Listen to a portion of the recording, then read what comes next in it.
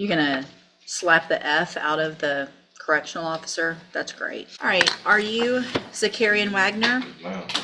And Mr. Wagner, in cause number 24, DCCR 0912, is on probation for tampering or fabricating physical evidence with intent to impair, was placed on probation for a term of 10 years, ordered to go to ISF, and then there was a motion to revoke community supervision filed. We were here previously. Pleas of true were entered in counts 1 through 7. Actually, Judge, I know Is that not correct? That's not what my notes reflect, I believe. Let me pull up my actual. Yes, he pled not true to 1 and 2. And 6 True- was abandoned. 6 was abandoned, and true to the remaining counts. Does the state have evidence with regard to those new offenses? No, Judge.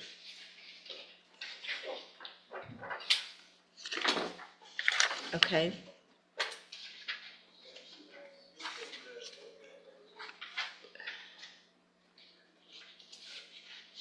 Hold on, let me pull it up.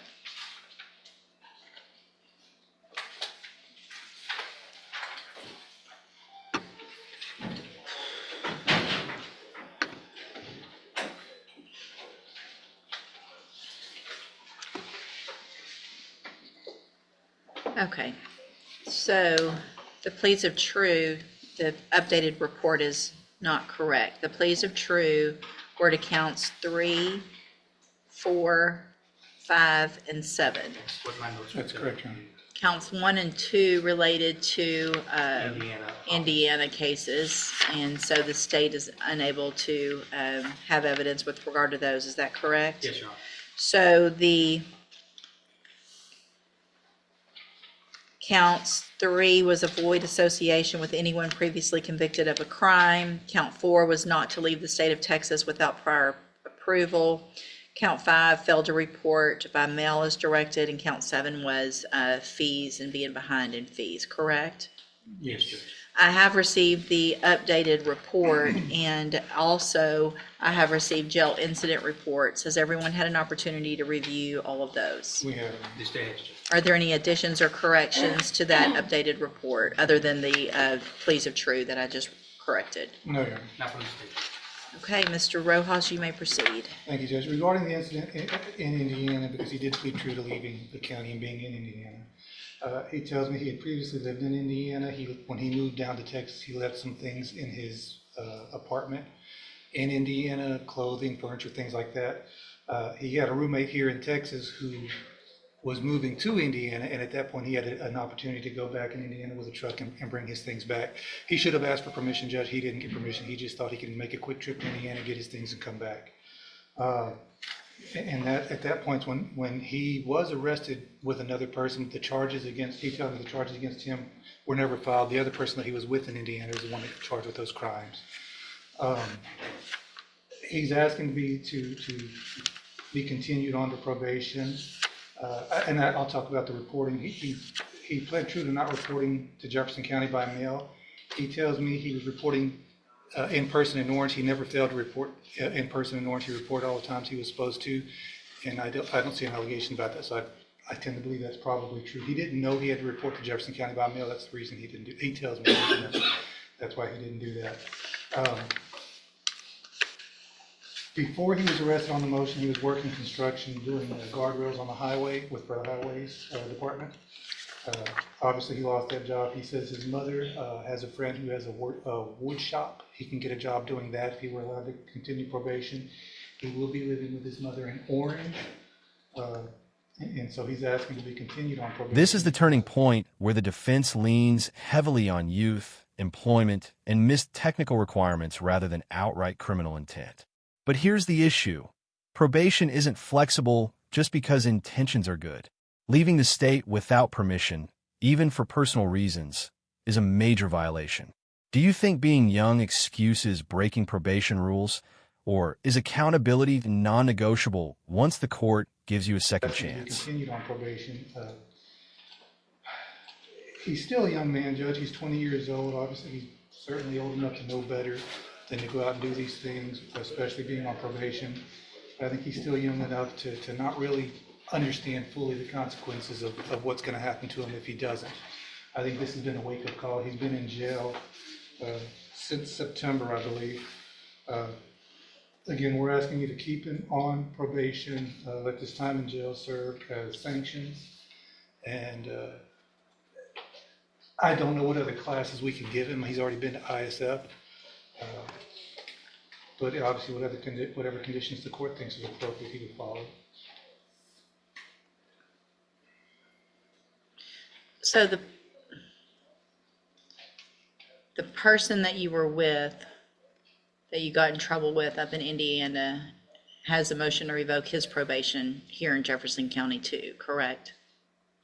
Mr. Dyer, Jacathan Dyer. Do you know about that? I think that's what he went in for. What? I said, I think that's what he went in for as well. Real quick too, so the allegation of failing to report by mail or online was for May, June, and July. But he had been on probation for several months prior to that. So had he reported online or by mail prior to those dates? He had been in custody waiting to go to ISF, but he had a pending charge in Harris County. So he had to be transported to Harris County to take care of that and wait for ISF, then go to ISF. Okay. And what was that Harris? I don't remember that. Unlawful carrying of a weapon. And what was the outcome of that case? They dismissed it because of us sending him to ISF.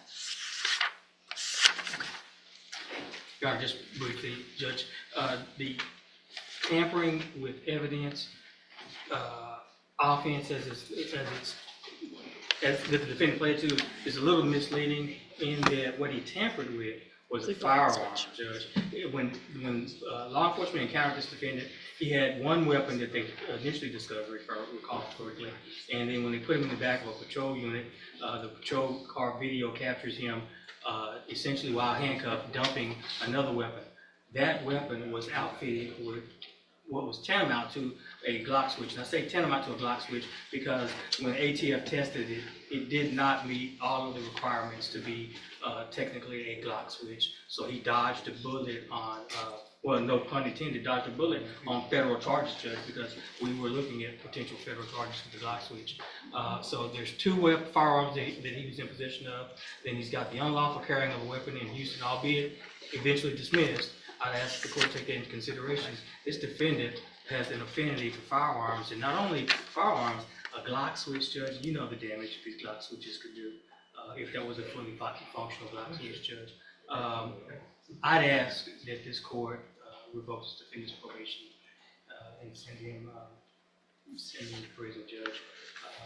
And of course, that amount of prison is at the court's discretion. I do understand that he's a youthful offender, but Judge, you know, these youthful offenders with these guns and Glock switches, they're wreaking havoc in our community. And at a certain point, we send a message. I'd ask the court. This to is send a where message. everything shifts from procedural to serious public safety concerns.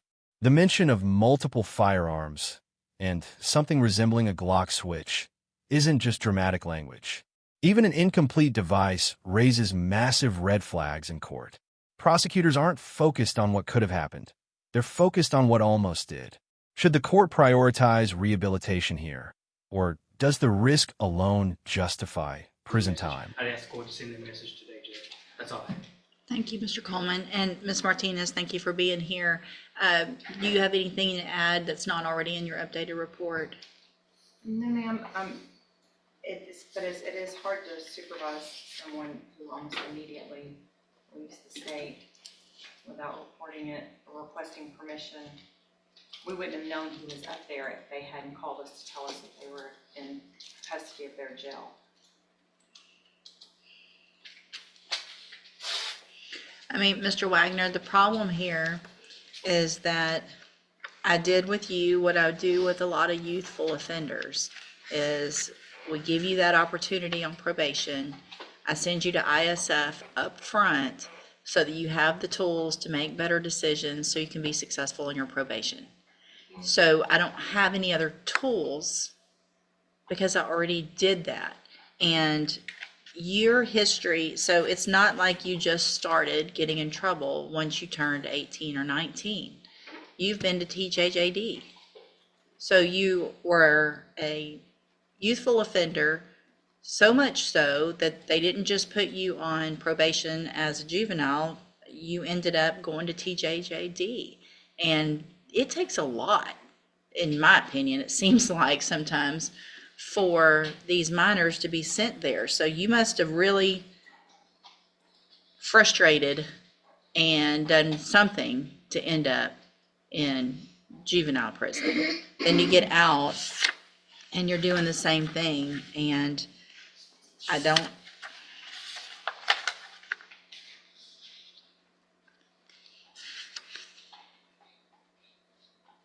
So you went to ISF.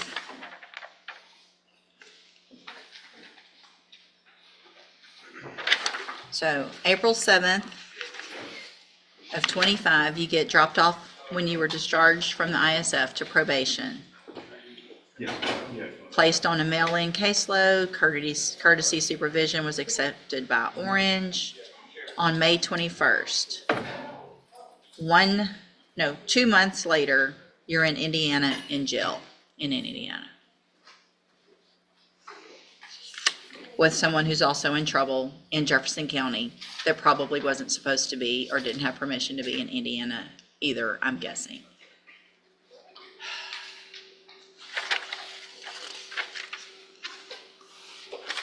In addition, we have jail incident reports where you prove to me that you don't want to follow anybody's rules. You obviously don't want to follow probations, and you don't want to follow the correctional officers. You are calling names.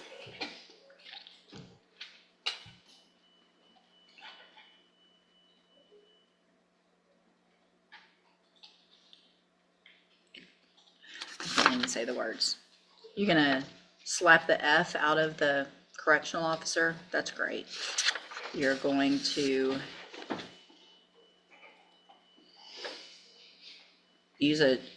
everything is just you telling them, I'm gonna do this my way. I'm gonna shower when I want to shower. I'm gonna wear my clothes how I want to wear my clothes. I'm gonna tell you to hush when you're talking to me. I'm gonna call you names. Here's one even worse. I'm not gonna say these words. Yeah, all right. I'm gonna find that you entered your pleas of true to counts 3, 4, 5, and 7 freely and voluntarily. This frustrates me so much, Mr. Wagner, because you've given me no chance when I gave you every chance. I have no choice at this point, in my opinion, because you refuse to follow anybody's directions. And that means our community is not safe if you're in it. I'm going to find those counts true, find sufficient evidence to find you guilty, and at this time find you guilty of tampering or fabricating physical evidence. Sentence you to a term of 6 years in the institutional division of the Texas Department of Corrections. You do receive credit on that sentence for any time that you've been in custody that the law gives you the right to receive. You're going to be handed a trial court certification that shows this was not a plea agreement. You can talk to your attorney about any possible rights to appeal. I need y'all to sign that, and then you'll get your copy. Also, I'm handing you a written admonishment regarding your ineligibility. Go ahead and then I'll read this.